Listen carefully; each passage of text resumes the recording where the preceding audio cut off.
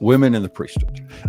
Yeah. We've got on one spectrum, those that would advocate to change things so that women hold the priesthood and have keys in the priesthood offices, etc.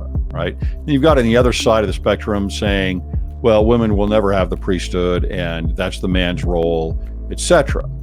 But there's a couple things I think here that we need to consider. If you've been through the temple, then you understand, at least from an outward ordinance, that you as a woman are called to become a priestess, right? Eternally. And so there's some type of priesthood there.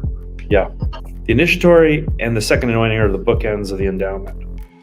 Like the whole thing's the endowment. In the initiatory, you're being initiated into the priesthood. And the male portion is you have an ordination. I believe that the ordination is really like, it's an office in the priesthood, but the office is not the priesthood itself. No office is above the priesthood, meaning that the priesthood itself is the superstructure and offices are contained within it for particular reasons, but it's not the priesthood itself. The priesthood itself is the order of coming into the presence of God and obtaining all that he has. So do women have the priesthood? Yeah. Women are initiated in the endowment into the order of the priesthood, which is they're initiated into the order of ascension to come in and to singly and separately obtain the presence of God and be prepared to be sealed to a husband who has done the same thing. Men in the initiatory are declared clean contingent upon them coming clean through their faithfulness.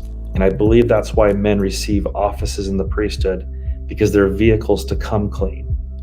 Women are declared clean.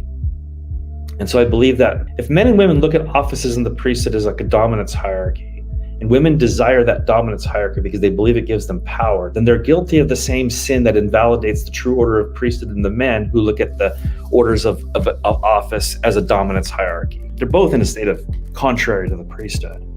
Men are to come clean, and men are to be single-mindedly focused on that. And you get that in the Book of Mormon everywhere.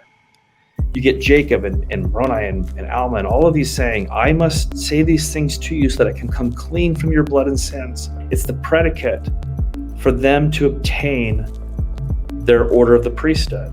Women are declared clean, and that's a whole other conversation, but both of them are invited into the same order. They obtain the same oaths and covenants of the priesthood. They're dressed and clothed in the robes of the holy priesthood. There's not anything different about both of them, only in that men are charged with coming clean and women are declared clean. It's the only really difference in the whole endowment.